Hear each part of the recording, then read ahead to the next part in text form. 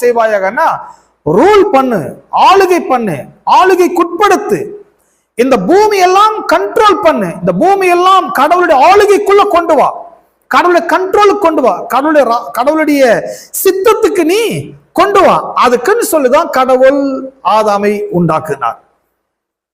பாருங்க,